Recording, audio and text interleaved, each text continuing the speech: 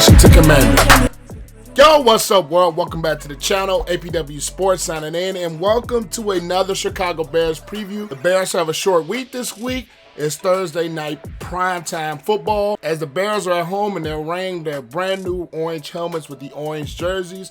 And they are going to take on the 1-4 Washington Commanders. It is time to give my thoughts on what is going to happen in this contest, matchups, preview the entire game, and then at the end of the day, I'm going to make my prediction of this ball game. But before I get into all that, make sure you guys leave this video a like, as it always helps this channel to grow and it beats the YouTube algorithm. And if you are one of the people that are not subbed and you enjoy content like this, make sure you guys click the sub button and notification bell so you will not miss any of the videos that I post on this channel. But it is time to talk about the Bears versus the Commanders. Without further ado, let's dive into it.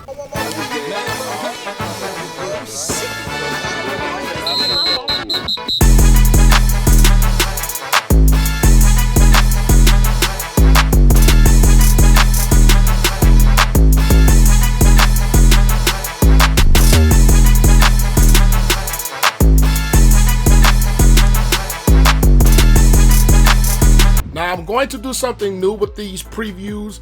I'm going to ask you guys for some help.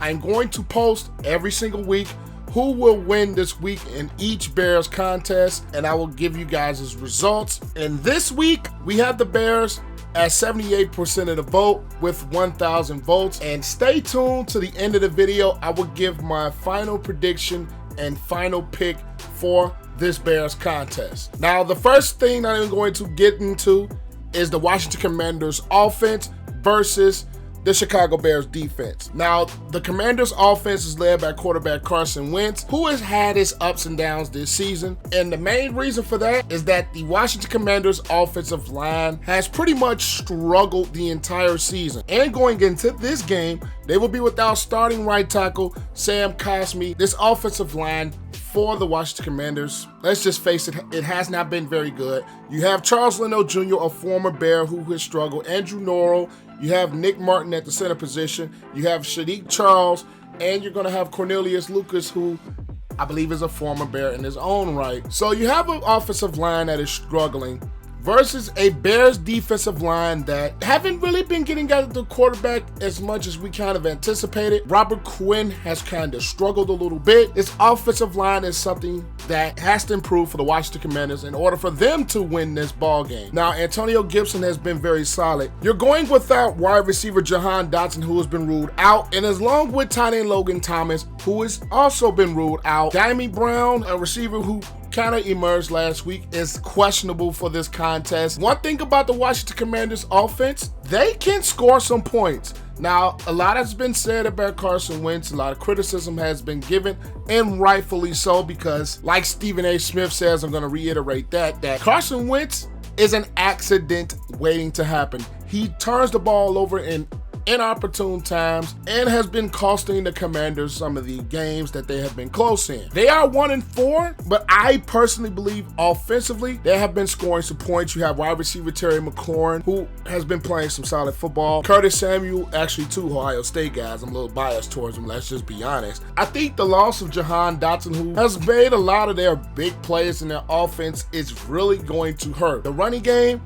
and Gibson with a guy like Robinson hasn't been really, I want to say, up to snuff as what we expected them to be, because the offensive line has just not really been playing up to snuff. Now, the Bears defense does get some reassurance back as Jaylon Johnson has been cleared and he is expected to play against the Commanders. And that is going to loom large because the secondary for the Bears, it has had their struggles, especially against the Vikings last week. You started to see some holes in that young secondary with Gordon, who's a rookie, Jalen Jones, who is also a rookie. You have Brisker in the back end, who is also a rookie.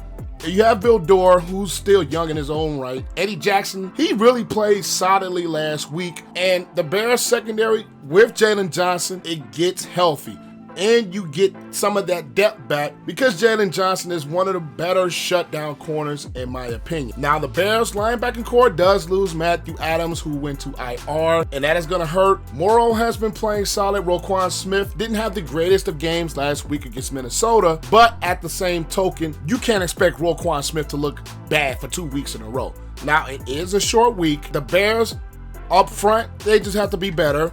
Offensively for the Washington Commanders, they are explosive, so the Bears are going to have to find ways to slow them down. I think getting at the Carson Wentz and making him just hesitate, making him leg slow on his reads, I think it's going to really help the Chicago Bears defense. And you're going up against the defense with the Bears, who hasn't been great against the running game. So I anticipate the Washington Commanders are going to come out and they're going to run the football a little bit more because the Bears up front have not been particularly great going up against the run, and that is something that the Bears have to improve if they want to win this contest. Now we're going to get into the Chicago Bears offense versus the Washington Commanders defense. The Bears, first of all, they do get a little bit of help back at the wide receiver position. With N'Keal Harry cleared to play, and it has looked like he's expected to play this week, you get some added depth at the wide receiver position, because when you look at this Bears wide receiver position, it hasn't been very great outside of some of the things that Darnell Mooney has been able to do. You haven't really got much out of your wide receiver position, and I think the trading of N'Keal Harry was a smart thing, even though he's been out with a high ankle sprain. We're going to see how they're going to incorporate him in this offense. He's a bigger receiver, he's quick, he's a little bit fast, but I just think the addition of him is going to help. I'm not going to say tremendously, but it does add another weapon and another piece for this Bears offense, because the wide receiver position outside of Mooney has been absolutely average and sometimes below average because they just haven't been creating some separation. Now Justin Fields is coming off, I believe, his best game of this season. Definitely. He played extremely well. He was able to attack down the field. He was making some of those reads. You didn't see a lot of the errant throws that you have been seeing.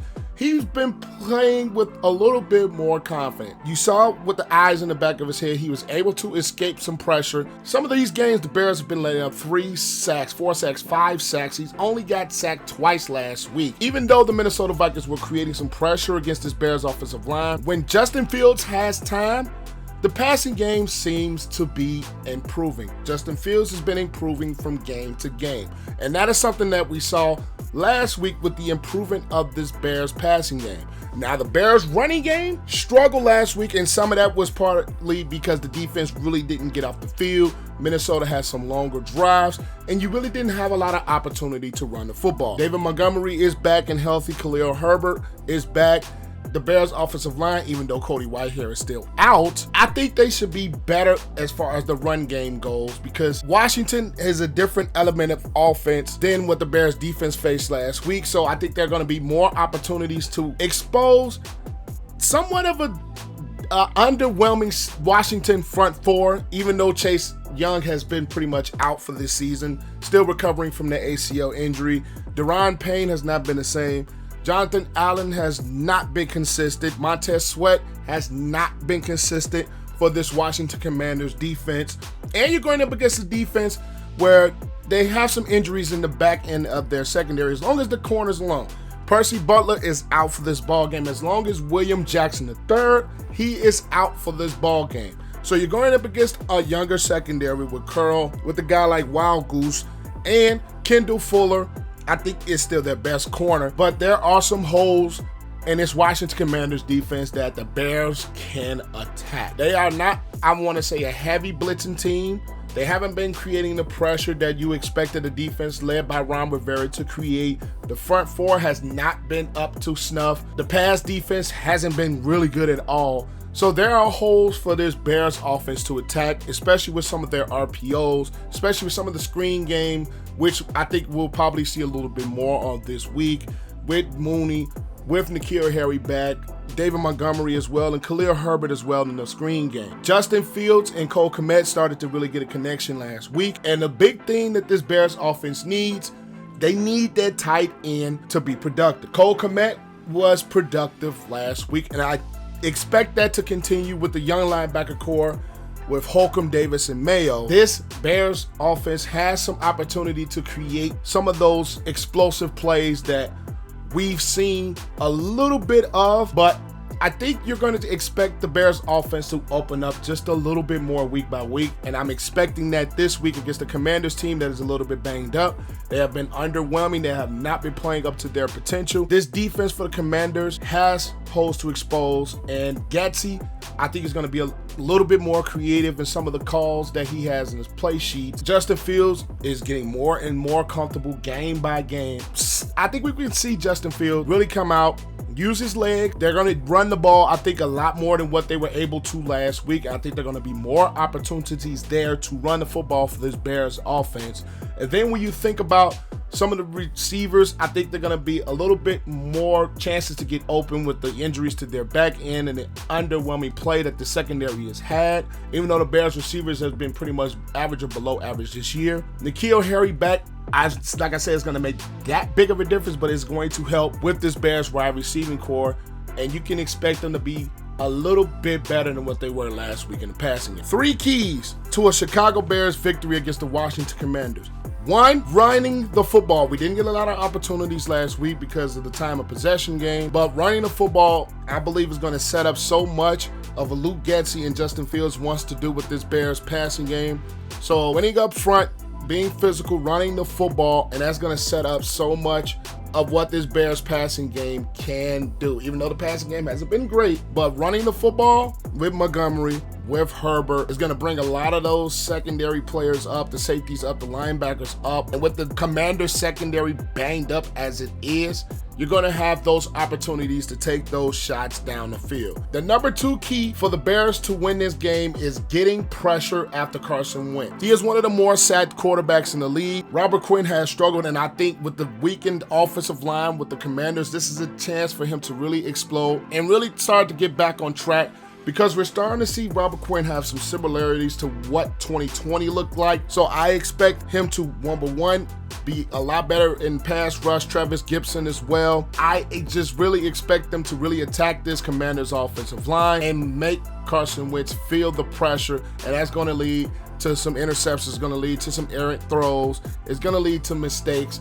If you get the necessary pressure up front, you're going to use some blitzes as well. Roquan and Murrow are probably going to come on some blitzes. Just getting pressure on Carson Wentz is going to change the entire dynamic of this Washington Commanders offense. The number 3 key for the Bears to win this contest is they have to create those turnovers. They have to create those turnovers and turn those turnovers into 6. Can't be struggling to get touchdowns. You have to create some of those opportunities into touchdowns, because the Commanders offense, it is an explosive offense. They can score some points. When you create those turnovers and you start to take those turnovers and turn them into touchdowns, you start to make the Washington Commanders one-dimensional, and you start to make them have to throw the football so much, and that's going to create some time for the Bears to get after Carson Wentz and make him make more mistakes. But with all that said, my pick for this contest is going to be, I'm going with you guys. I'm going to pick the Bears to win this contest. The reasons I am going to pick the Bears: number 1, I don't trust the Commanders' offensive line to hold up in protection. Even though the Bears' offensive line is not great in its own right, it did play better against a really solid Minnesota Vikings defense last week. And with the underwhelming Commanders, especially on the defensive front, I think the Bears' offensive line can play better, and I just don't trust the Commanders' offensive line to protect Carson Wentz. The Bears' running game, I expect them to be more effective this week. They're going to be a little bit more of those run-heavy team, especially against the Commanders team that hasn't been necessarily great, and they're going to create that run game into some of those play-action opportunities. I just really think that this Washington Commanders team hasn't really played a full game of football since week 1. It's like defense plays well and offense looks bad. Offense looks good, defense looks bad. They haven't just put it together, even though the Bears haven't really too much either, because these are 2 bad, I'm not going to say bad, but not necessarily there yet football teams. Between these quarterbacks, I trust Justin Fields to have a better game than Carson Wentz. And some of the plays that Justin Fields can make unscripted, one thing that I believe that will take this Bears team over top of the Commanders, it's not going to be a high-scoring game. I'm going to pick the Bears in this contest with the score of 20-17, and the Bears are going to improve to 3-3 at home, primetime Thursday night football. That is all I have for you guys. Make sure you guys leave this video a like, as it always, and continues to help this channel to grow. Comment your thoughts down below. What do you think of this contest? What do you believe is you're going to see? Leave your thoughts down below, and as always, click the sub button and notification bell so you will not miss any of the content that I post. I am APW Sports signing out. Make sure you guys stay safe, have a great and excellent day, and I will catch you guys after the Bears game for the Bears reaction. Peace.